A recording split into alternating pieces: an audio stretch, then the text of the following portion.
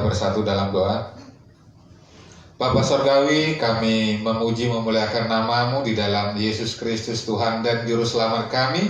Kami boleh berkumpul beribadah pada siang hari ini, memuji memuliakan nama-Mu, menaikkan puji-pujian kami, menyampaikan ucapan syukur kami, dan sesaat kami hendak mendengar sebagian daripada firman-Mu. Berkati Bapak Pendeta kami, biarlah Tuhan selalu bekerja melalui khotbahnya sehingga kami dapat mengerti dan melakukan firman-Mu. Terima kasih Bapak, kami mau berdoa untuk misi dan gereja yang ada di seluruh dunia. Biarlah Tuhan melalui gereja-Mu tetap bekerja memakai para hamba-hamba Tuhan, para misionaris yang ada di Amerika Utara, di Turki, di Eropa, dan berbagai belahan dunia. Tuhan memberikan kekuatan melalui Roh Kudus-Mu agar apapun yang terjadi, tantangan, halangan, rintangan, kesulitan, bahkan penderitaan sekalipun tidak menyurutkan iman mereka untuk memberitakan Injil-Mu. Tetapi dengan semangat membara, meluap-luap, boleh Tuhan pakai orang-orang hamba-hamba Tuhan untuk memberitakan Injil di seluruh dunia. Berkati pemimpin-pemimpin bangsa yang ada di dunia ini Bapa, berikan hikmat, kebijaksanaan, takut akan Tuhan, sehingga kepemimpinan mereka menjadi berkat bagi orang-orang yang dipimpinnya. Jauhkan segala hal-hal yang tidak dikehendaki oleh suatu negara-negara yang ada di dunia ini, sehingga ada rasa aman, ketentraman, kesejahteraan yang berlimpah-limpah, karena kami juga akan berdampak di tempat ini.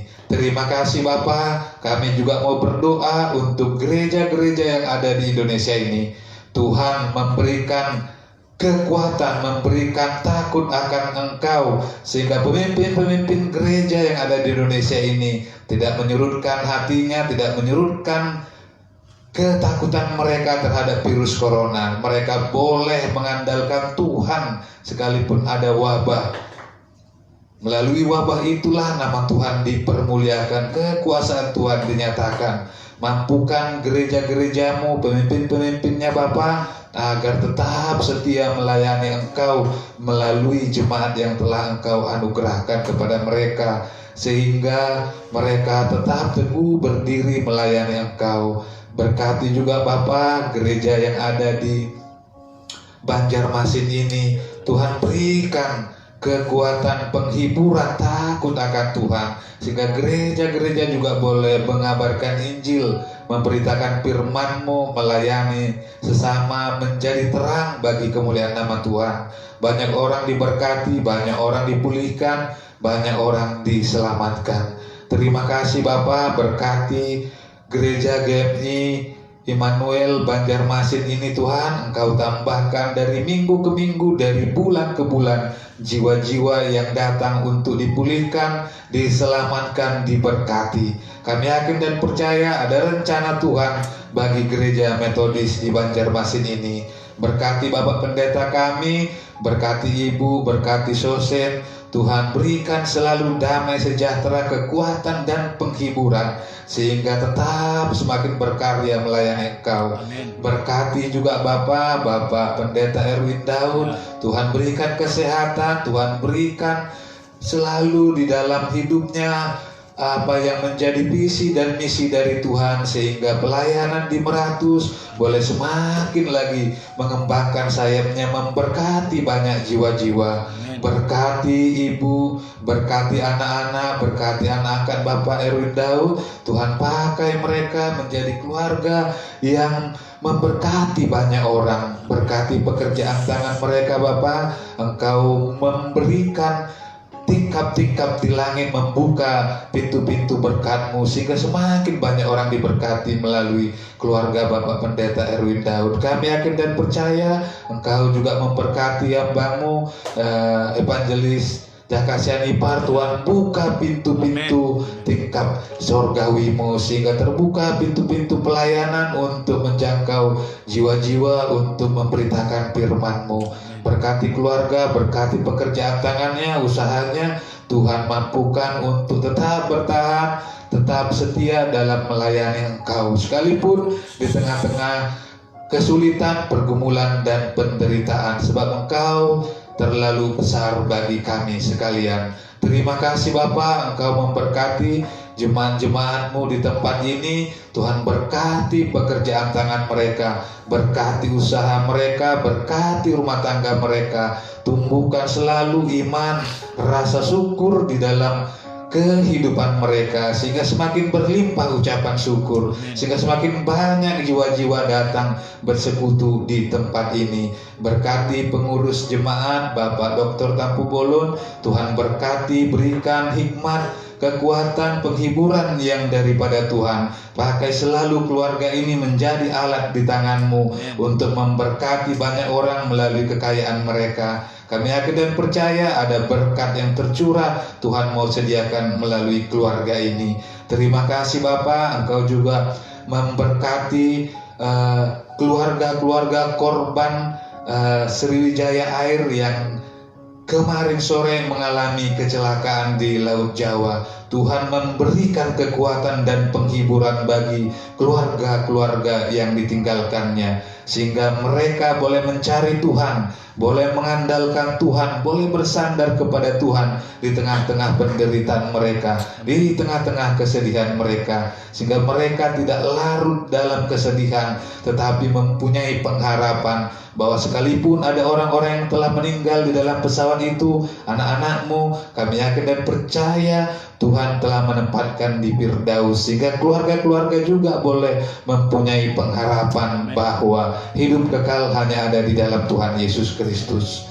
Berkati Bapa tim SAR yang bertugas mencarinya, berikan mereka perlindungan, kekuatan dan keselamatan yang daripada Tuhan. Mampukan mereka untuk mencari dengan baik sehingga jenazah-jenazah boleh dapat ditemukan, sehingga keluarga juga boleh bersuka cita. Terima kasih Bapa, Engkau memberkati pemimpin negara kami ini, Bapak Presiden Joko Widodo beserta wakil dan jajarannya. Tuhan memberikan hikmat, kebijakan, takut akan Tuhan, sehingga kepemimpinan mereka semakin memberkati bangsa Indonesia. Jauhkan radikalisme yang ada di negara kami ini, dan sekalipun hal itu ada, biarlah umat Tuhan semakin berseru mengandalkan Tuhan, sehingga hal-hal yang seperti itu tidak menjadi beban, tetapi menjadi suatu kesempatan untuk selalu mengandalkan Tuhan.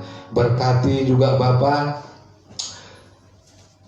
pelayanan yang ada di gerejamu ini, untuk kebutuhan tempat permanen, untuk kebutuhan laptop dan komputer. Tuhan memberikan, mencukupkan tepat pada waktunya, agar kami yakin dan percaya pekerjaan Tuhan semakin berkibar, semakin berkembang melalui Gereja Metodis Banjarmasin ini.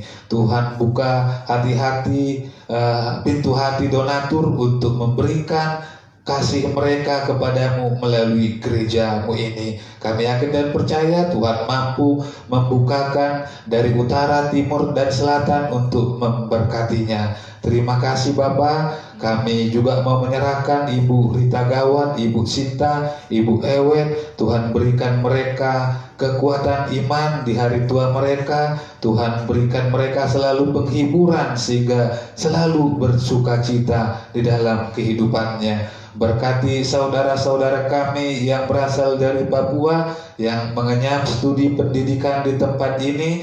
Tuhan berikan hikmat kepintaran yang daripadamu, sehingga studi mereka berhasil, orang tua bersuka cita, nama Tuhan dipermuliakan, dan masa depan yang baik ada di tangan mereka. Tuntun hidup mereka untuk selalu bergereja, berdoa, mengucap syukur kepada Tuhan, agar mereka berhasil di jalannya. Terima kasih Bapak, berkati saudari Mei Tambunan, studinya, Tuhan berkati pekerjaannya, sehingga jiwanya bersuka cita, orang tuanya juga bangga, nama Tuhan dipermuliakan. Terima kasih Bapak, sempurnakan doa kami ini, oleh karena putramu yang tunggal, Tuhan Yesus Kristus telah mati di kayu salib untuk dosa-dosa kami, sehingga kami layak diampuni, layak untuk menerima berkat-Mu dan diangkat menjadi anak-anak-Mu serta ahli waris kerajaan-Mu.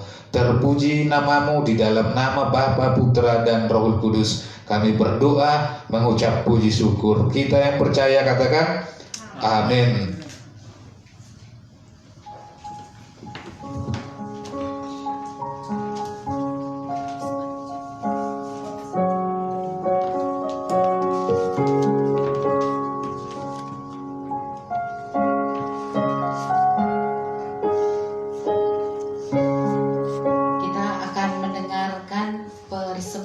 Pujian dari P3MI Karya Terbesar. Silakan anak muda maju ke depan.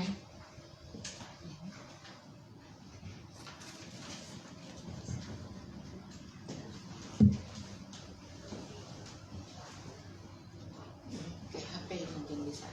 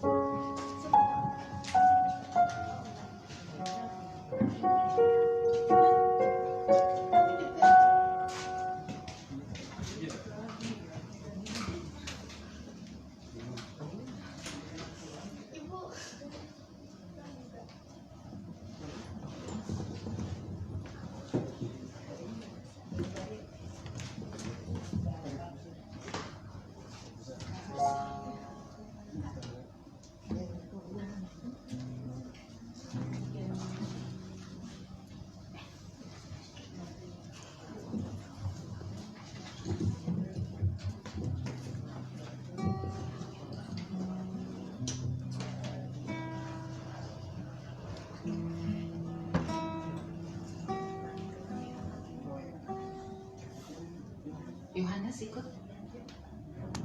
pakai HP ini.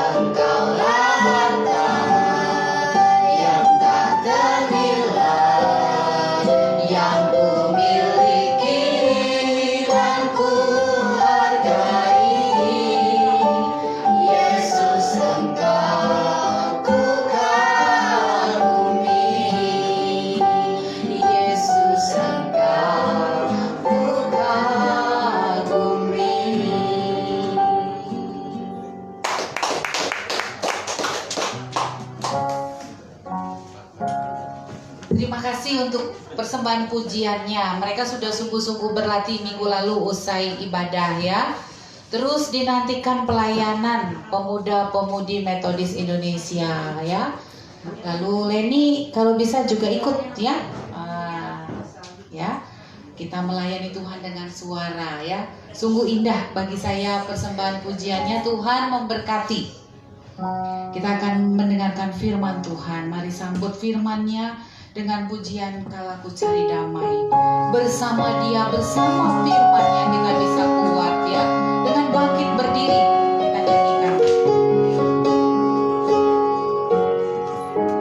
Kala ku cari damai, hanya ku dapat dalam Yesus. Kala ku cari ketenangan, hanya ku temui di dalam Yesus. Tak satu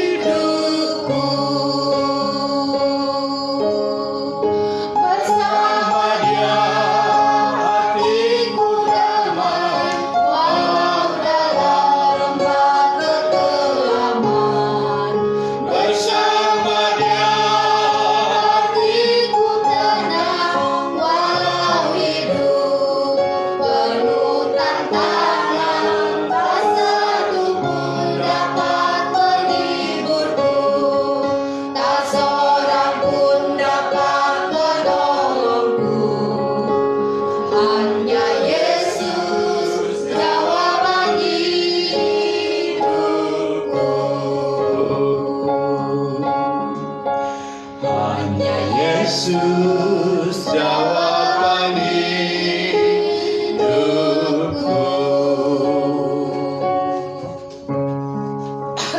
Kita berdoa. Bapa di surga, kami mengucap syukur berterima kasih. Jikalau kami ada seperti hari ini karena anugerah dan pertolongan-Mu, belas kasih dan pemeliharaanmu yang ajaib bagi kami Tuhan secara pribadi-pribadi, sehingga kami dapat bersekutu berkumpul seperti mandat dan pesan-Mu sebagai gereja. Sekalipun di sekeliling kami ada wabah yang mengkhawatirkan, kami bergantung kepada Engkau. Dengan sekuat tenaga kami melaksanakan protokol kesehatan. Lindungilah kami Bapa, sehingga kami dapat bersekutu dengan penuh arif dan hikmat. Ya Roh Kudus yang bekerja dengan kuat menolong kami, memberitahukan hal-hal yang pantas dan patut kami kerjakan lakukan. Terutama ketika menerima firman-Mu, sabda-Mu. Engkau dengan kuat ya Tuhan di dalam Roh Kudus-Mu menerjemahkan sesuai dengan pergumulan, keadaan, dan segala yang berkaitan dengan hidup kami masing-masing. Melampaui segala akal pikiran kami dan segala keterbatasan kami, sehingga firman-Mu dapat kami terima dengan sukacita. Dalam nama Yesus kami sambut firman-Mu. Amin. Silakan duduk Bapak Ibu, saudara yang mengasihi Tuhan. Mari kita melihat dan membaca satu bagian firman Tuhan yang disediakan kepada kita sesuai dengan Almanak Gereja Metodis Indonesia. Dari Injil Markus pasal 1 ayat 4 sampai dengan 11 dengan tema baptisan Tuhan Yesus. Markus 1 ayat 4 sampai dengan 11 dengan tema baptisan Tuhan Yesus. Saya akan membacakan untuk kita sekalian Bapak Ibu. Dan Bapak Ibu saudara sekalian, baik yang di gereja maupun di rumah yang mengikuti live streaming ini dapat membuka nats ini dan mengikuti bersama. Demikian firman Tuhan. Injil Matius pasal 1 ayat 4 sampai dengan 11. Demikianlah Yohanes Pembaptis tampil di padang gurun dan menyerukan, bertobatlah dan berilah dirimu dibaptis dan Allah akan mengampuni dosamu. Lalu datanglah kepadanya orang-orang dari seluruh daerah Yudea dan semua penduduk Yerusalem, dan sambil mengaku dosanya mereka dibaptis di sungai Yordan. Yohanes memakai jubah bulu unta dan ikat pinggang kulit, dan makanannya belalang dan madu hutan. Inilah yang diberitakannya. Sesudah aku akan datang ia yang lebih berkuasa daripada aku, membungkuk dan membuka tali kasutnya pun aku tidak layak. Aku membaptis kamu dengan air, tetapi ia akan membaptis kamu dengan Roh Kudus. Pada waktu itu datanglah Yesus dari Nazaret di tanah Galilea.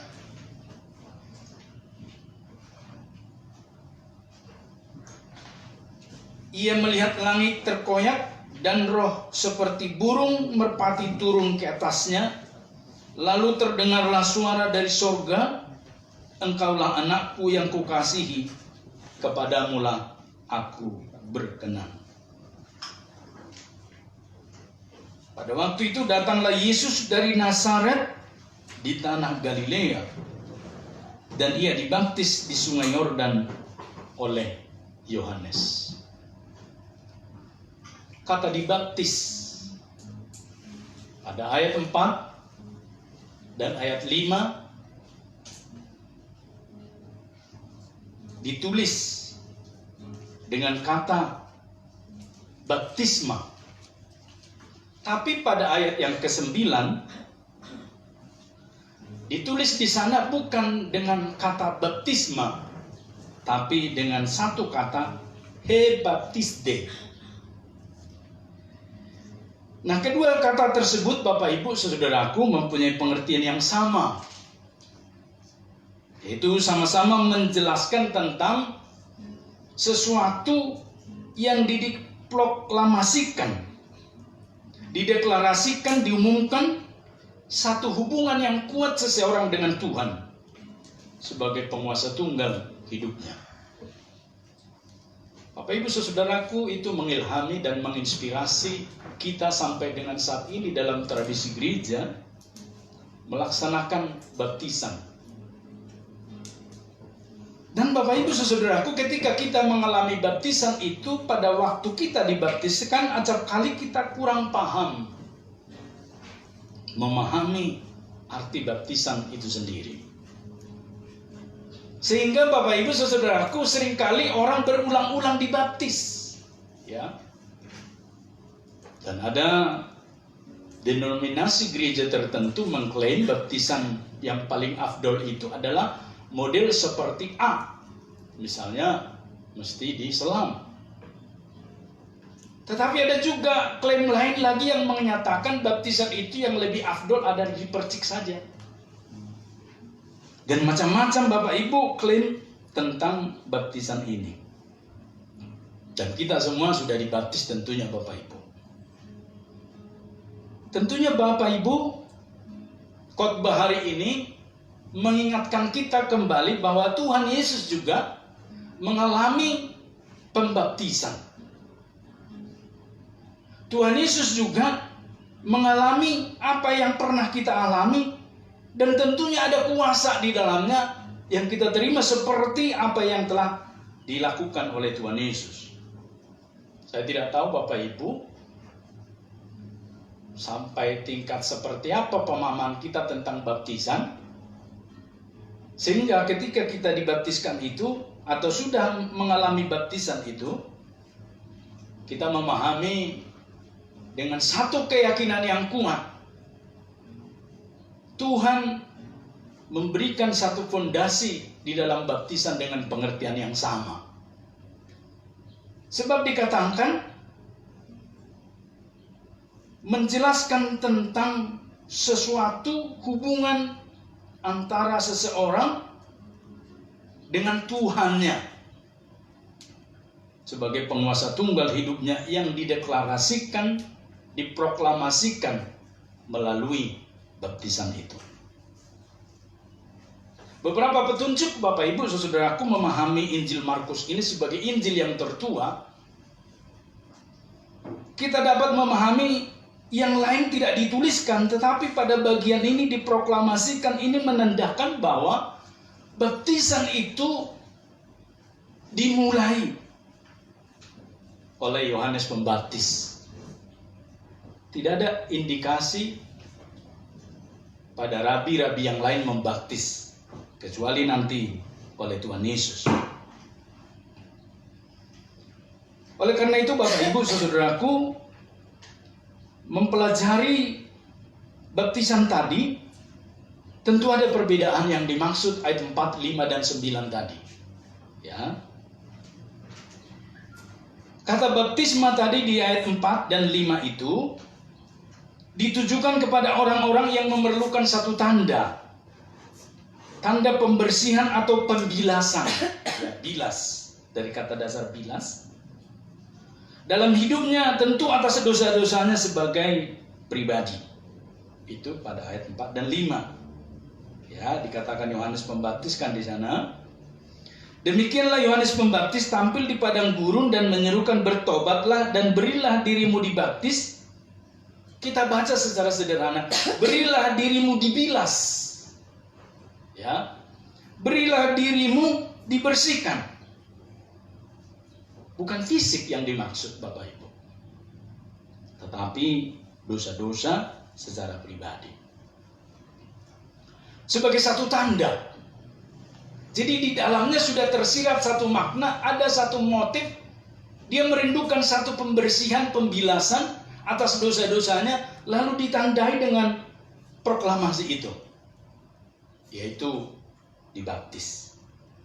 Perhatikan di sana Bapak Ibu Saudara yang mengasihi Tuhan, kepada orang-orang yang memerlukan disebutkan. Ya, demikian dengan ayat yang kelima. Lalu datanglah kepadanya orang-orang dari seluruh daerah Yudea dan semua penduduk Yerusalem. Dan sambil mengaku dosanya mereka dibaptis di sungai Yordan. Ini yang kita pahami, Bapak Ibu. Sebelum seseorang dibaptiskan itu ada satu proses yang disebut dengan pembimbingan. Menunjuk kepada satu pribadi Yesus Kristus yang memberikan satu pemahaman, tanda bahwa orang-orang yang dibaptiskan itu adalah orang-orang yang mengalami satu kerinduan dibilas oleh Tuhan dalam pertobatan.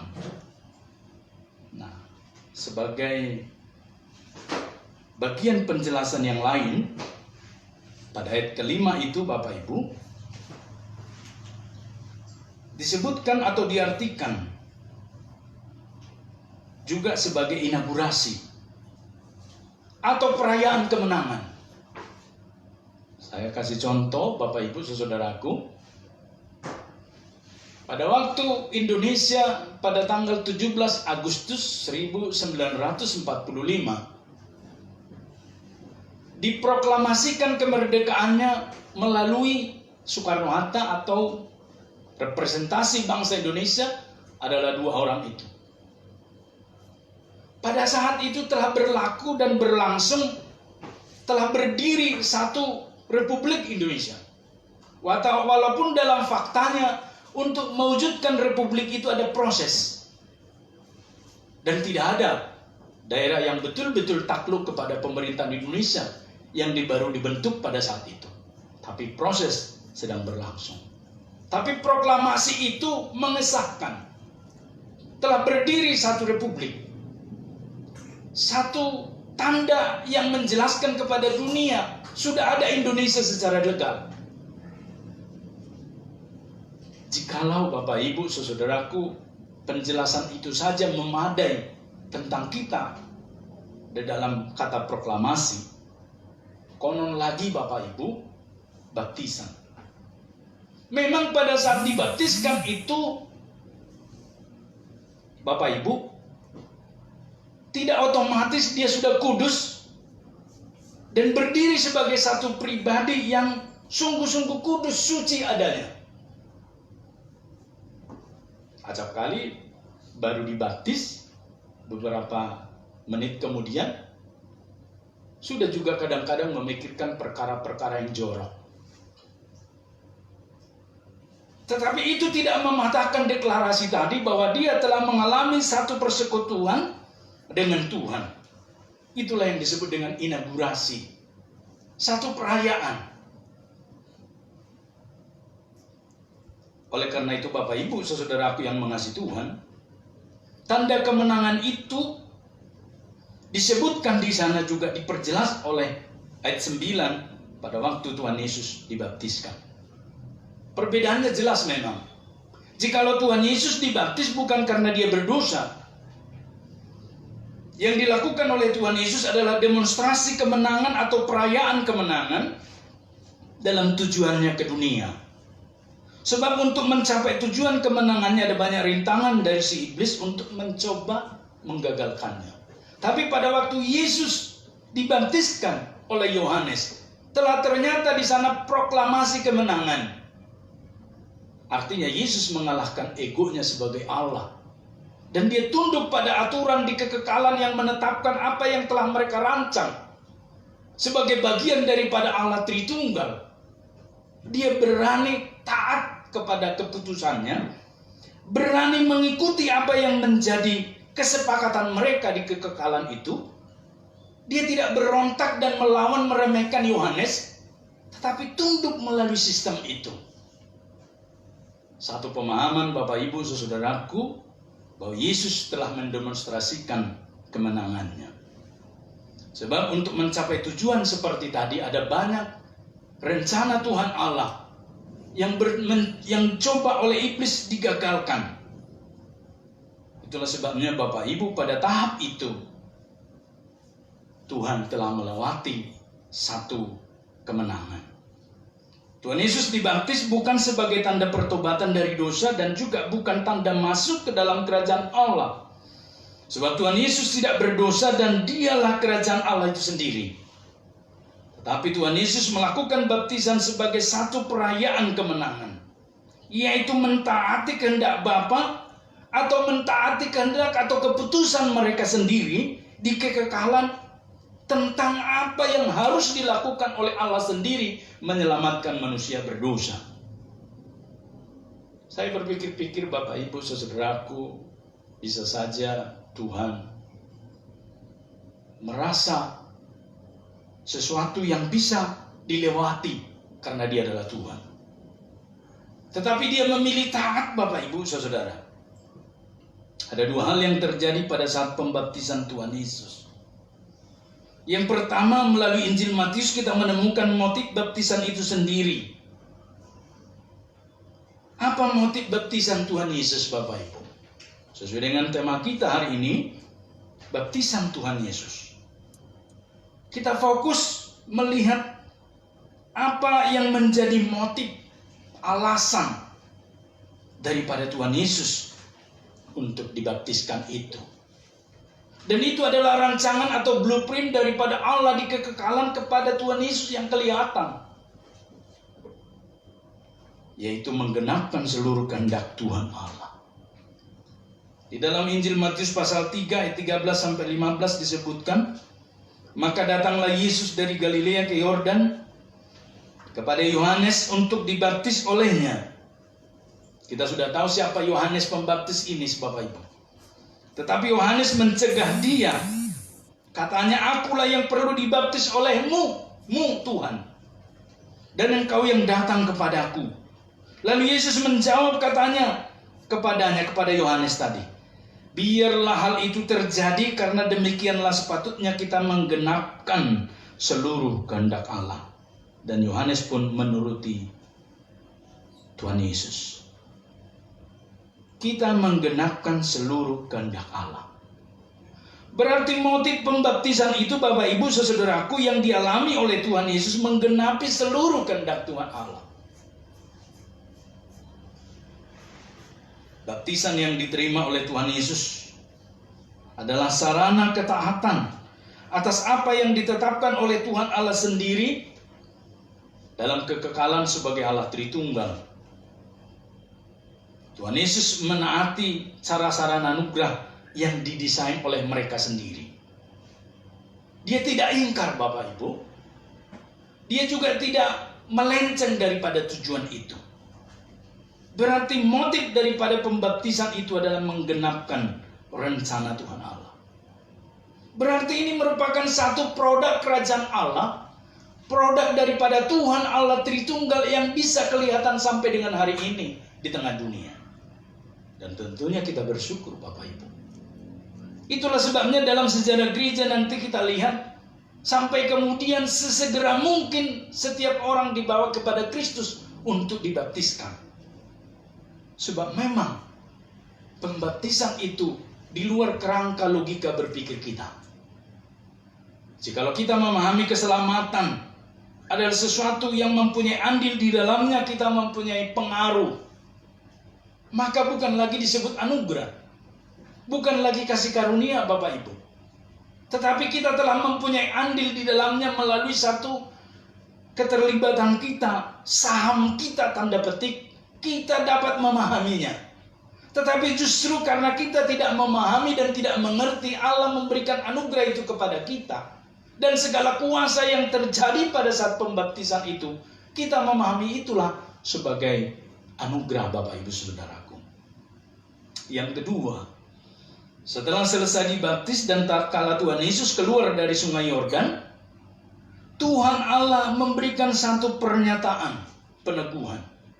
Tuhan juga dari langit, dari surga memproklamasikan, memperdengarkan, meneguhkan, Bapak Ibu. Matius 3, 16-17 saya kutip di sana sama dengan Markus 1 ayat 10 dan 11.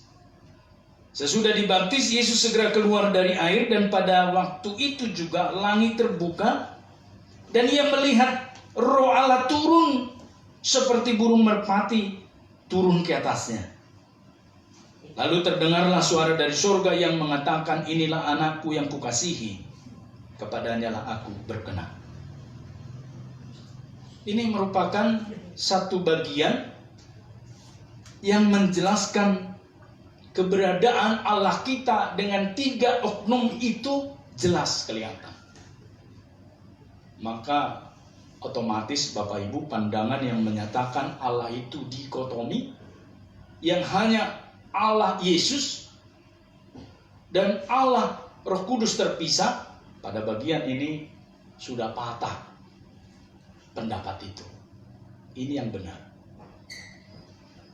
Yesus yang adalah firman keluar dari air itu, Roh Allah turun seperti burung merpati ke atasnya. Terdengar suara dari surga mengatakan, inilah anakku yang kukasihi. Dan itu sama dengan di Injil Markus, nats kita tadi Bapak Ibu. Saya mencoba membaca anakku itu, saya selidiki, saya telusuri di Alkitab ini, di firman Tuhan ini. Ternyata artinya diriku. Ketika Tuhan Allah menyatakan inilah anakku yang kukasihi, sebenarnya Tuhan Allah sedang berkata, inilah diriku yang kukasihi. Karena diriku konsisten. Sehingga bisa dibaca Yesus adalah diri Tuhan Allah yang kelihatan dalam wujud manusia yang kepadanya Tuhan Allah mengasihi, sebab tidak melakukan rencana yang berbeda dengan rencana sebelumnya. Itulah yang mengantarkan kita kepada satu pemahaman, Allah itu setia. Kalau sebentar dia tidak setia, sebentar berubah-ubah dalam rencananya, saya pun tidak mau ikut Allah yang demikian. Itulah sebabnya ketika di dalam kekekalan itu kan mereka merancang satu rancangan menyelamatkan manusia melalui satu jalan-jalan yang harus ditempuh.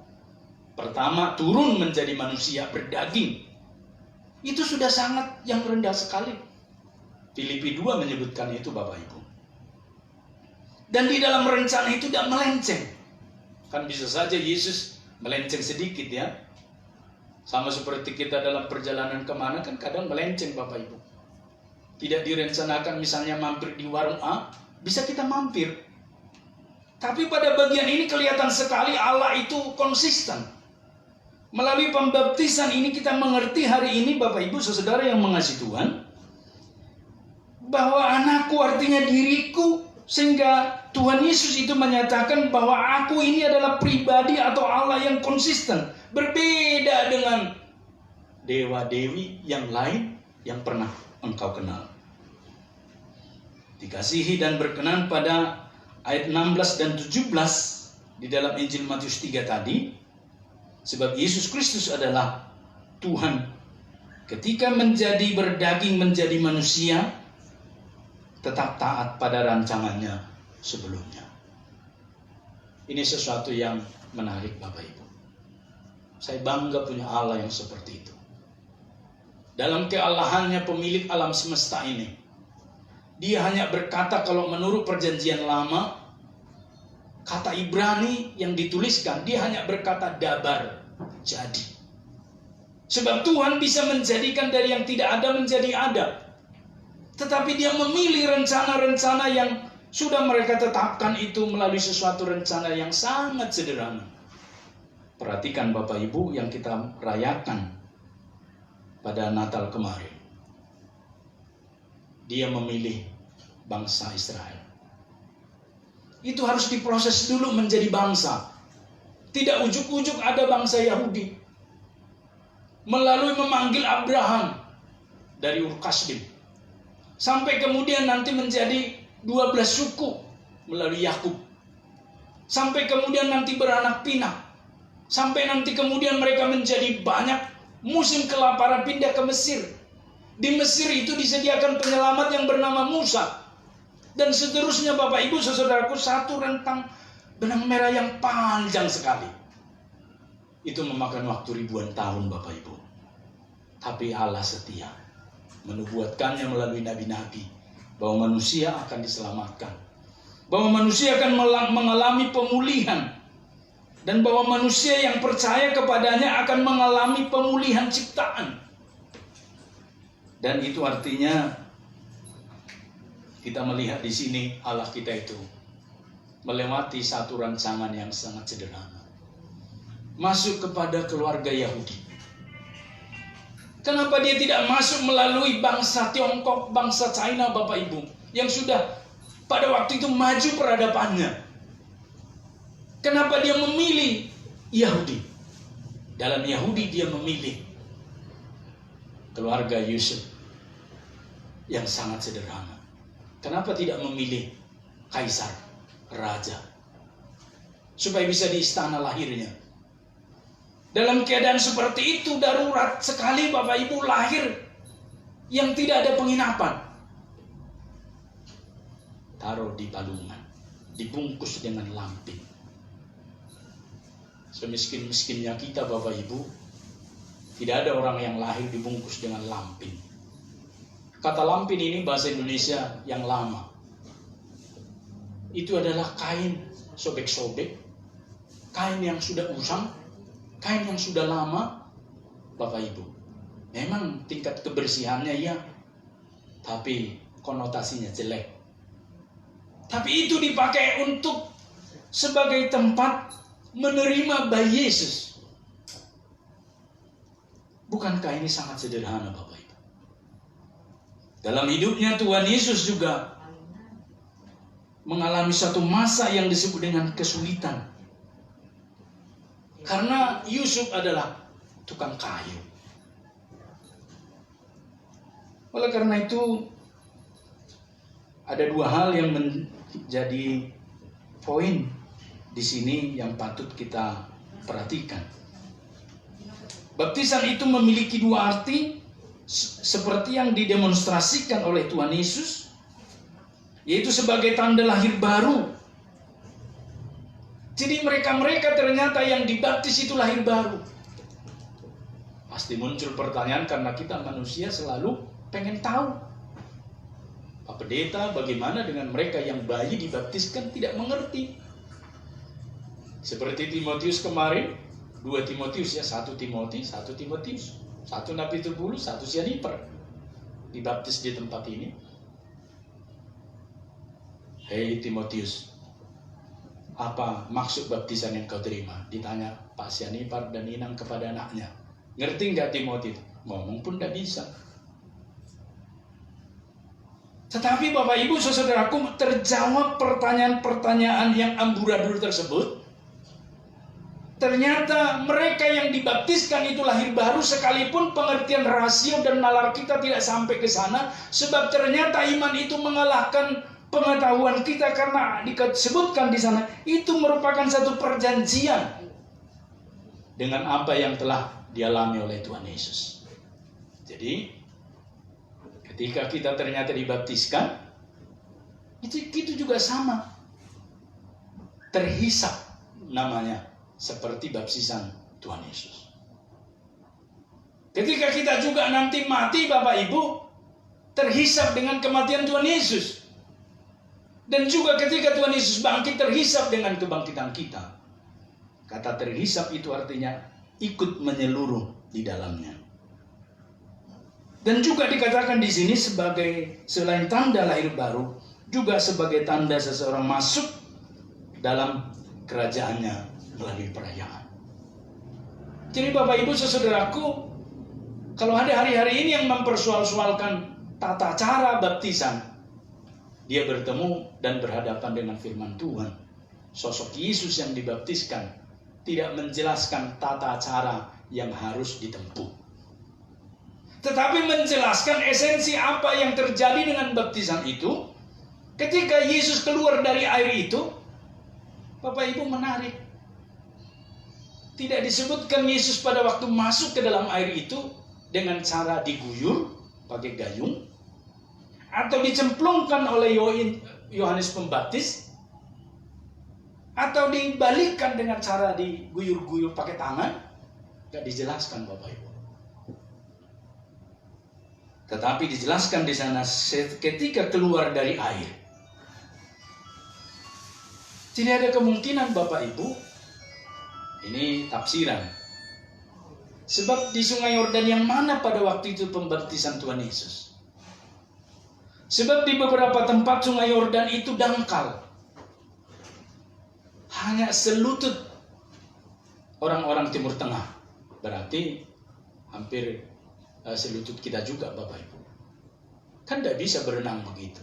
Tidak bisa dicelupkan. Berarti hanya ada kemungkinan dia duduk berlutut, lalu diambil air dari dalam. Tafsiran. Tetapi Bapak Ibu saudaraku, yang penting bukanlah soal tafsiran itu, tetapi mari kita belajar. Di sini disebutkan baptisan Tuhan Yesus Kristus itu, kita memahami ketika dia keluar dari sana, dikatakan Roh Kudus hinggap seperti burung merpati, dan ada peneguhan, proklamasi dari Tuhan Allah yang menyatakan, inilah anakku yang kukasihi, kepadanya aku berkenan. Itulah sebabnya Bapak Ibu saudaraku yang mengasihi Tuhan, mengajarkan kita hari ini di masa gereja bahwa baptisan itu adalah perintah, sakramen. Jadi perintah itu sakramen. Dan hanya dua menurut Alkitab. Yang lain itu tata ibadah atau liturgi. Jadi nggak ada sampai 7 atau 10 sakramen. Apa satu lagi sakramen yang diajarkan oleh Alkitab? Yaitu ketika Tuhan Yesus mau disalibkan, besoknya ditangkap, mereka makan perjamuan. Ambillah, makanlah, lakukanlah ini, mengingat. Jadi sakramen itu perintah, juga mengingat. Maka Bapak Ibu saudaraku, sakramen perjamuan kudus dan baptisan kudus, itulah sakramen. Bagaimana dengan perkawinan? Bagaimana dengan yang lain-lain? Itu namanya liturgi. Liturgi. Tata ibadah. Baptisan itu adalah sakramen, perintah. Bapak Ibu bisa baca di dalam Matius 28 ayat 19. Bukan himbauan atau undangan. Jadi baptisan itu nggak ada undangan. Nggak ada himbauan. Jika seseorang telah percaya mempertuhankan Kristus dalam dirinya sebagai motif, yang telah mengalami satu proses penebusan dosa-dosanya, dengan kesadaran yang kuat dia akan berkata, baptiskan saya. Kami pernah di Harga Makmur bertemu dengan seorang dari suku Jawa, agama sebelah. Lalu datang ke gereja pada siang itu, memperkenalkan diri dengan agama sebelah masing. Lalu bercerita tentang kerinduannya untuk dibaptis. Tentu Bapak Ibu, saya bertanya-tanya, kenapa Bapak ujuk-ujuk mau dibaptis, Pak? Kalau mau dibaptis, mesti kenal dulu siapa Tuhan Yesus. Mesti kenal dulu pribadi Tuhan Yesus bagi dirinya pribadi. Kalau Bapak mau saya ceritakan. Mulai dengan sida-sida dari Ethiopia. Ketika sida-sida dari Ethiopia itu, Bapak Ibu saudaraku, diberitakan kabar baik tentang keselamatan. Dan diberitakan sesudah orang mengakui Yesus Tuhan Juru Selamatnya. Dalam perjalanan itu Bapak Ibu melihat air. Lalu berkata, apa salahnya saya dibaptis, ada air. Dan kemudian dibaptis. Tentu setelah diajarkan jalan keselamatan itu. Itulah sebabnya Bapak Ibu saudaraku yang mengasihi Tuhan, baptisan itu satu perintah. Walaupun kita tidak katakan hari ini kau harus dibaptis, tetapi Roh yang bekerja dengan kuat, yaitu Roh Kudus dalam diri seseorang itu, menuntun dia supaya dia dibaptis. Dan baptisan itu bukan seperti kita jualan sayur. 3.000, 3.000, 3 sikat. Nah begitu Bapak Ibu.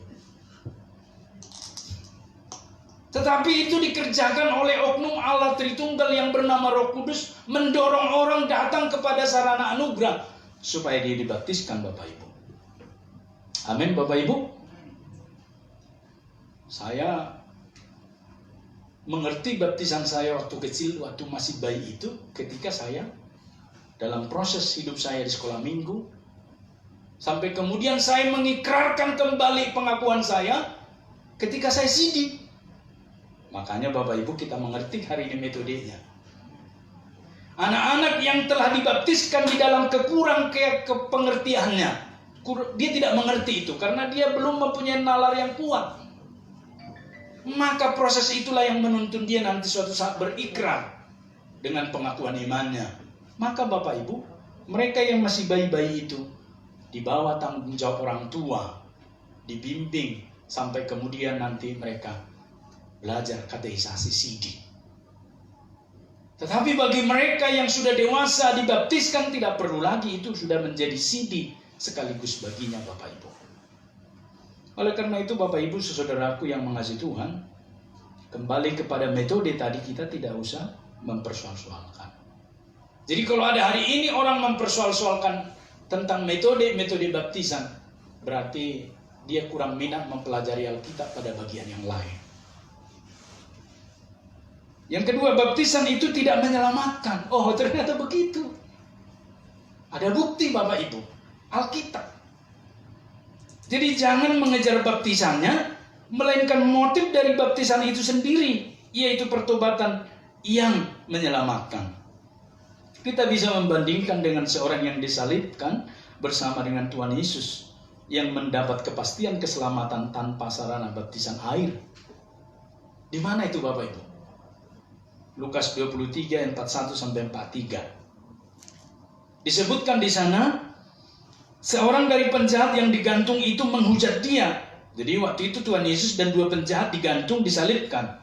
Salah satu menghujat dia, berkata, "Bukankah engkau adalah Kristus? Selamatkanlah dirimu dan kami." Ayat 40. Tetapi yang seorang menegur dia, katanya, "Tidakkah engkau takut juga tidak kepada Allah, sedang engkau menerima hukuman yang sama? Kita memang selayaknya dihukum, sebab kita menerima balasan yang setimpal dengan perbuatan kita. Tetapi orang ini tidak berbuat sesuatu yang salah." Ayat 42. Ini yang penting Bapak Ibu. Apa disebutkan di Alkitab kita itu ayat 42? Lalu dia berkata, "Yesus, ingatlah akan aku apabila engkau datang sebagai Raja." Yesus, ingatlah akan aku apabila engkau datang sebagai Raja. Ayat 43, kata Yesus kepadanya, "Aku berkata kepadamu, sesungguhnya hari ini juga engkau akan ada bersama-sama dengan aku di dalam Firdaus." Dan dia tidak sempat turun untuk dibaptis baru digantung lagi. Atau minta break dulu sama prajurit Romawi. "Break dulu, saya mau baptis, sudah percaya sama Tuhan Yesus yang di samping saya ini. Tolong turunkan sebentar. Atau tolong bawa air di sini, kami acara pembaptisan dulu, sama-sama digantung." Enggak ada itu Bapak Ibu. Dia sampai mati di kayu salib itu, sampai dikuburkan, tidak pernah mengalami baptisan air itu sendiri. Tetapi perkataan Tuhan Yesus itu adalah menjadi baptisan bagi dia dengan berkata, "Sesungguhnya hari ini juga engkau akan ada bersama-sama dengan aku dalam Firdaus." Berarti baptisan itu yang terpenting konfirmasi dari Tuhan Allah kepada kita. Bukanlah soal ujuk-ujuk kedegilan kita mempertontonkan bermacam-macam model baptisan yang kita pernah alami. Bukan. Tetapi konfirmasi dari Tuhan Yesus. Itulah sebabnya di firman Tuhan yang lain Tuhan menyebutkan satu Tuhan, satu baptisan. Jadi berarti baptisan itu hanya sekali, gak perlu berulang-ulang.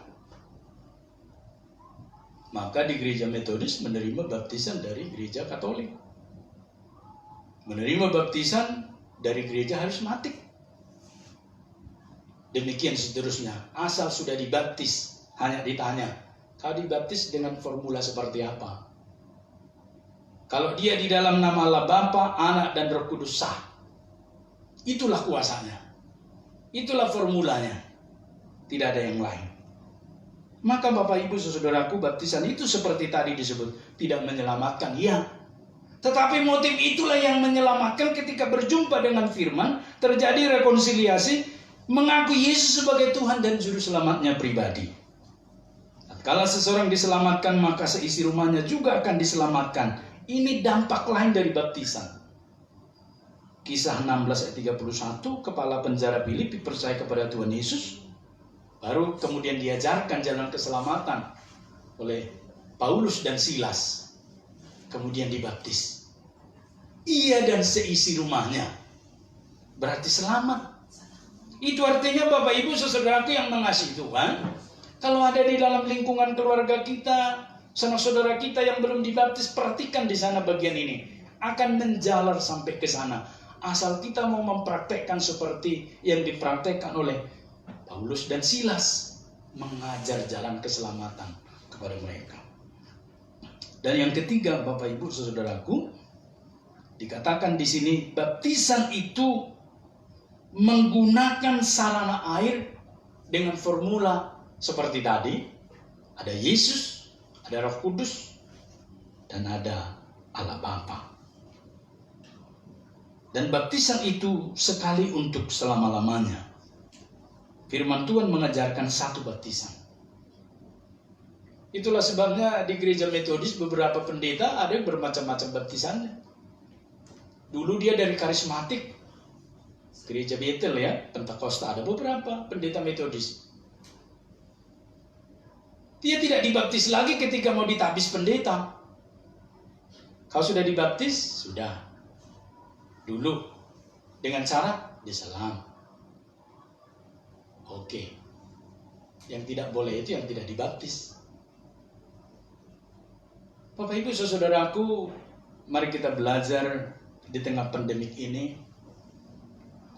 sebagai bagian evaluasi tentang ajaran-ajaran gereja. Ada beberapa orang berpikir, Bapak Ibu, kenapa Tuhan izinkan COVID ini? Maka gereja-gereja yang bertahan adalah gereja yang bisa penuh hikmat mensiasati kesulitan ini, Bapak Ibu. Ada salah satu gereja di Jakarta itu,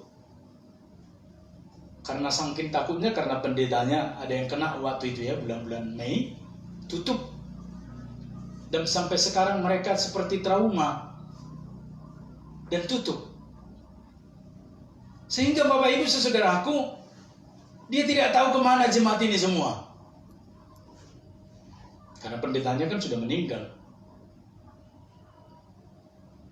Tetapi Bapak Ibu mengajarkan kita hari ini, jikalau kita pahami kita adalah milik Kristus dan kepala kita adalah Kristus dan kumpulan kita semua adalah gereja, Kristus kepalanya, dia pasti memberikan hikmat kepada kita.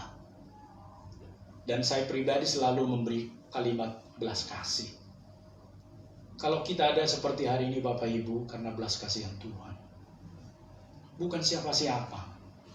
Fisik saya tidak lebih kuat daripada Bapak Ibu. Saya hanya berlutut saja, Tuhan kasihanilah saya. Tambahkanlah sehari, tambahkanlah sehari. Sterilkanlah saya kemanapun pergi. Itu sekarang doa saya Bapak Ibu. Sebab kita tidak tahu seperti apa mengganasnya virus ini. Tetapi Bapak Ibu yang kita pahami hari ini sama seperti baptisan itu. Ketika saya dibaptiskan di bawah orang tua saya, ada kuasa yang menyertai saya. Maka ketika kita Bapak Ibu mengalami baptisan itu di masa lampau, ada kuasa yang mengikuti kita hari ini. Ada kuasa yang memelihara kita hari ini. Maka mari kita melihat satu bagian dari Tuhan untuk memproses dengan penuh hikmat kita di tengah pandemik ini Bapak Ibu. Dan yang terakhir, baptisan itu adalah penghayatan. Penyatuan dalam kematian, penguburan, dan kebangkitan seseorang dengan Tuhan Yesus Kristus. Jadi ternyata menurut firman Tuhan di dalam Roma 6 ayat 3 dan 4 demikian. Atau tidak tahukah kamu bahwa kita semua yang telah dibaptis, ini pakai kata yang sama ayat 4 dan 5 tadi. Baptizo, baptisma, telah dibaptis dalam kematiannya Dengan demikian kita telah dikuburkan bersama-sama dengan Dia oleh baptisan dalam kematian. Supaya sama seperti Kristus telah dibangkitkan dari antara orang mati oleh kemuliaan Bapa, demikian juga kita akan hidup dalam hidup yang baru. Roma 6 ayat 3 dan 4. Jadi ternyata Bapak Ibu Saudaraku, baptisan yang kita telah terima itu dengan berbagai cara, metode itu, yang kita tidak perlu mempersoal-soalkan itu, fokus pada satu tujuan disebutkan di sana, bahwa kita semua yang telah dibaptis, baptisma, kata dasarnya baptizo, telah dibaptis dalam kematiannya. Ini yang penting Bapak Ibu. Dengan demikian kita telah dikuburkan bersama-sama dengan Dia dalam baptisan kematian, dan juga telah dibangkitkan dari antara orang-orang mati oleh kemuliaan Bapa. Wow, luar biasa firman Tuhan ini Bapak Ibu. Berarti kita telah menerima baptisan itu, kita telah mati bersama dengan Kristus. Kita telah bangkit bersama dengan Kristus. Kita telah dikuburkan bersama Kristus. Kita telah bangkit bersama dengan Kristus. Oleh karena itu Bapak Ibu, kuasa kebangkitan, kuasa baptisan itu akan terlihat jelas dalam hidup kita sehari-hari melalui penghayatan kita. Penghayatan kita dengan kematiannya berarti kita harus mati bagi dosa. Roma 6 ayat 11-12. Jadi gak akan kelihatan kita dibaptiskan kalau kuasa dosa itu tidak mati.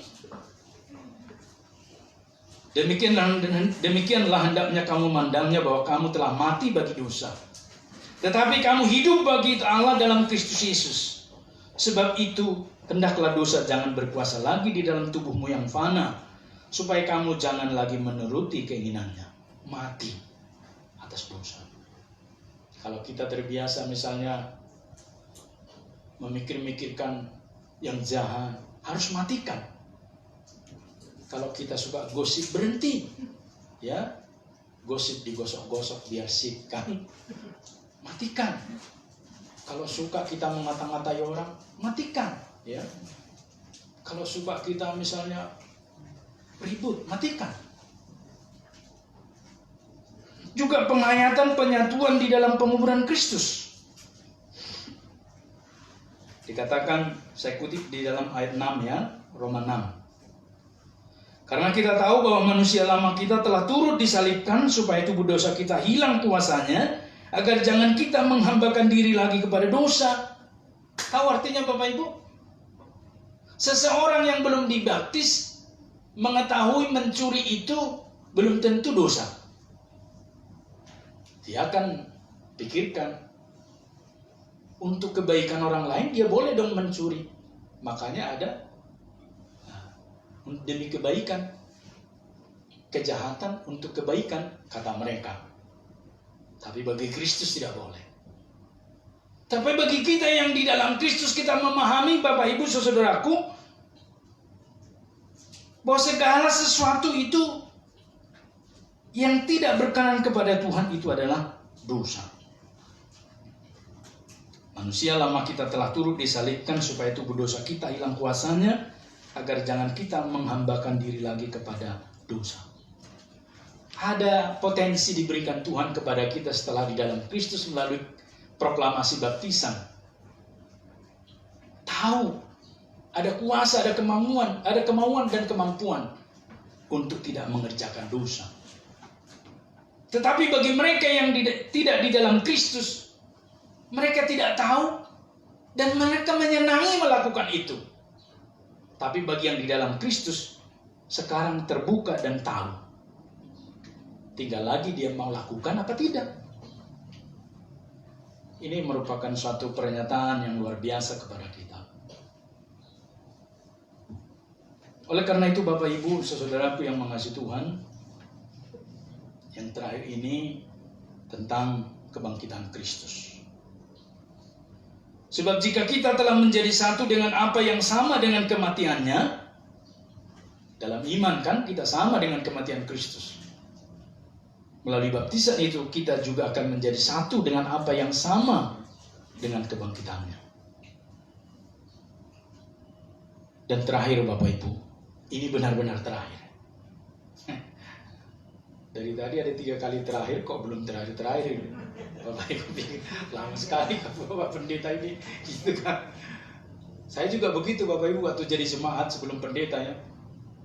Ada khotbah panjang, saya sudah mulai garuk-garuk kepala, sudah mulai colek kiri, colek kanan. Saya ajak orang ngobrol-ngobrol, tapi di sini nggak ada yang begitu. Puji Tuhan. Saya dulu begitu, saya kan gitu ya Bapak Ibu. Kalau kelamaan khotbah itu saya sudah gelisah. Tapi di sini saya lihat tidak, Yohanes saja tekun dia mendengar. Kita selalu sama Yohanes Bapak Ibu. 1 Petrus 3:21, jika kamu sekarang diselamatkan oleh kiasannya yaitu baptisan. Maksudnya bukan untuk membersihkan kenajisan jasmani, melainkan untuk memohonkan hati nurani yang baik kepada Allah oleh kebangkitan Yesus Kristus.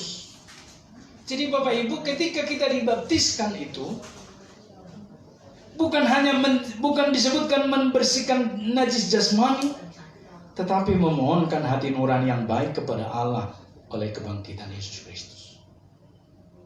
Jadi Bapak Ibu saudaraku yang mengasihi Tuhan, ketika dikatakan di sana Yesus dibaptiskan.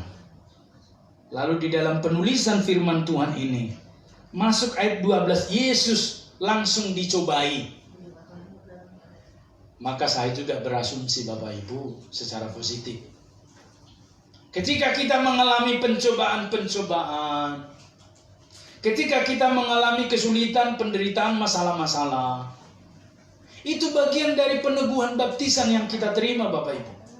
Itu merupakan satu bagian kepada kita ketika kita dipercayakan satu kemampuan untuk melewati itu dengan mengandalkan Tuhan Yesus Kristus.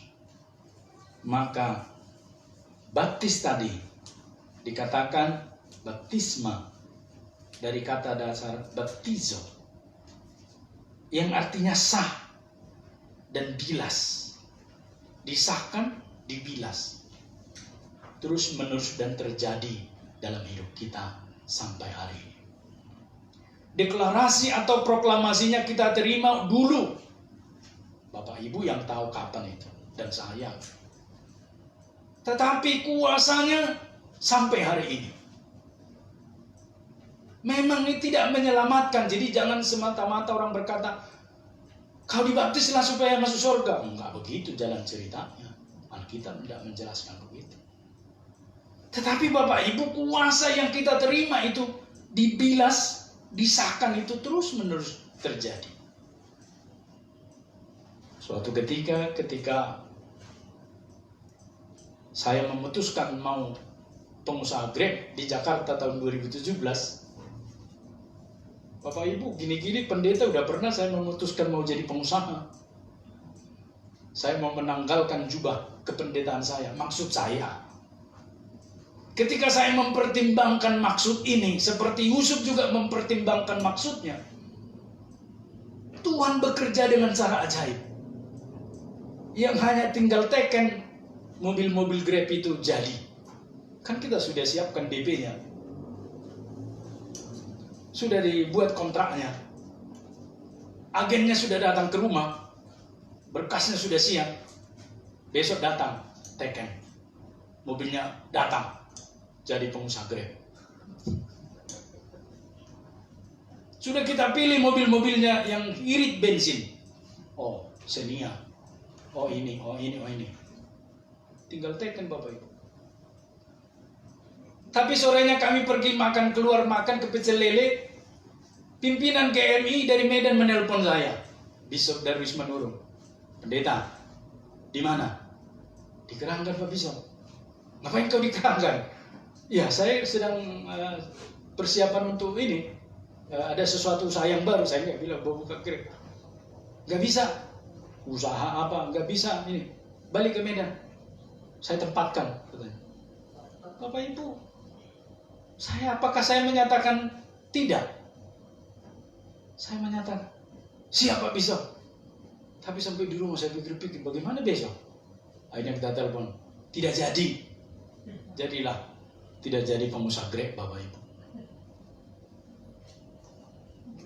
Artinya kuasa yang saya terima pada waktu saya baptisan dan segala kuasa-kuasa peneguhan saya, sidi, peneguhan saya pernikahan, peneguhan saya menjadi guru Injil, peneguhan saya menjadi pendeta, berkuasa terus bekerja Tuhan pakai.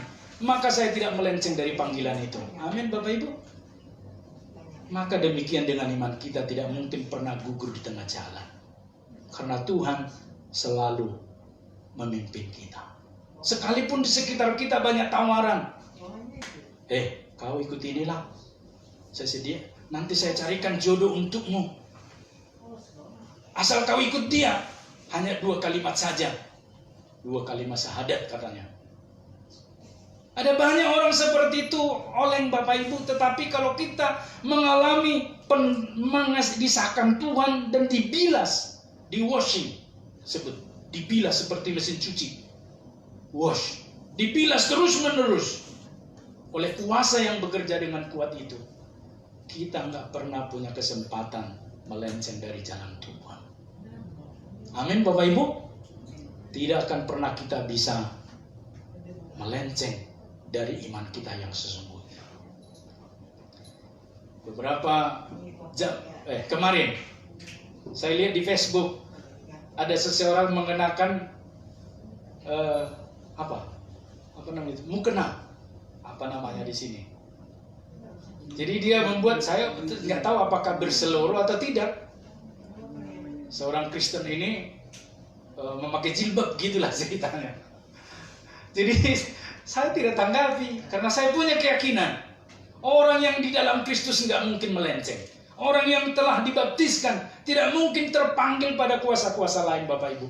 Kuasa Kristus tetap menuntun dia dengan cara yang ajaib. Amin. Jadi ini kabar gembira kepada kita hari ini. Baptisan Tuhan Yesus itu mengantar pada satu visi yang mulia. Tidak melenceng. Baptisan yang kita terima, baptisan yang diterima Yohanes Ibu Susi, tidak melenceng. Dia akan setia sampai akhir. SSA. Setia sampai akhir. Sampai Tuhan memanggil dalam iman yang kokoh. Oleh karena itu Bapak Ibu saudara-saudara yang mengasihi Tuhan, mari kita ingat-ingat kuasa baptisan itu dalam hidup kita, sehingga kita dituntun terus menerus komitmen kepada Tuhan. Amin. Kita berdoa. Kita minta kepada Pendeta Erwin Daud untuk doa firman Tuhan.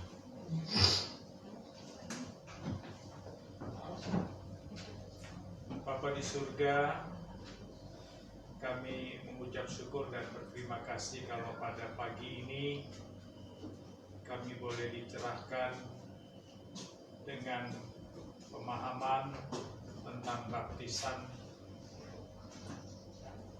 Kami bersyukur ya Tuhan kalau pada kesempatan pagi ini kami boleh menikmati kebenaran firman-Mu yang menanamkan kepada kami pemahaman yang sangat baik bahwa baptisan adalah sebuah perintah yang Tuhan kehendaki bagi setiap kami untuk kami jalani, agar supaya di dalam kehidupan rohani kami dapat mematikan hal-hal yang buruk, pikiran, perkataan, dan perbuatan-perbuatan yang buruk. Dan kami percaya ya Tuhan, ketika Roh-Mu tinggal di dalam hidup kami, Dia akan senantiasa membersihkan kami, memampukan kami untuk keluar dari seluruh proses pergumulan hidup kami yang ingin kembali mengotori dan menghancurkan kehidupan rohani kami.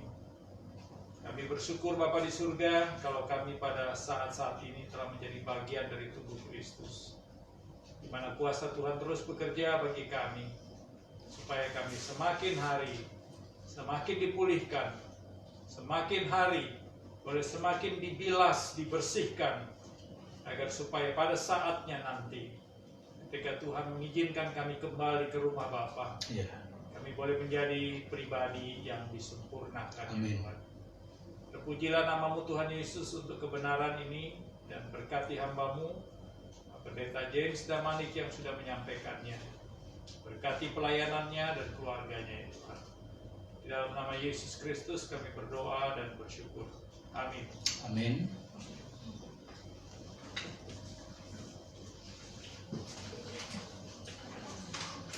Saudara, Yesus Kristus telah menyerahkan dirinya bagi kita untuk membebaskan kita dari segala kejahatan dan untuk menguduskan bagi dirinya suatu umat kepunyaannya sendiri yang rajin berbuat baik. Karena itu, saudaraku yang kekasih, berdirilah teguh, jangan goyah, dan giatlah selalu dalam pekerjaan Tuhan. Panggilan menjadi murid. Kita akan menyerahkan persembahan kita kepada Tuhan yang terbaik. 2 kantung, 1 untuk kas gereja, 1 untuk kas diakonia sosial. Bawalah seluruh persembahan persepuluhan itu ke dalam rumah perbendaharaan, supaya ada persediaan makanan di rumahku.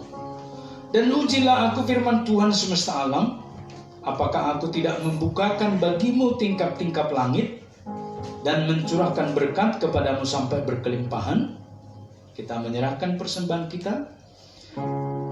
Kami undang petugas.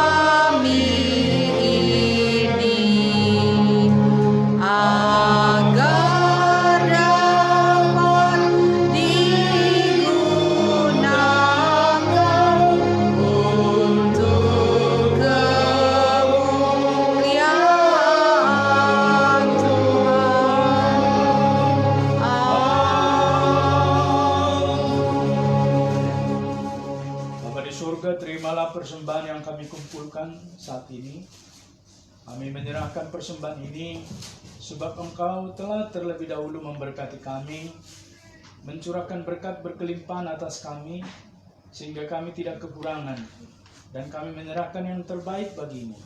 Kau memberkati persembahan kami dan setiap tangan yang mempersembahkannya. Berkatilah Tuhan. Kami menyerahkan persembahan ini dengan penuh ucapan syukur. Di dalam nama Yesus kami berdoa. Amin. Kepada Allah beri puji, serta kepada Al-Masih, Roh Kudus muliakan, berkuasa dan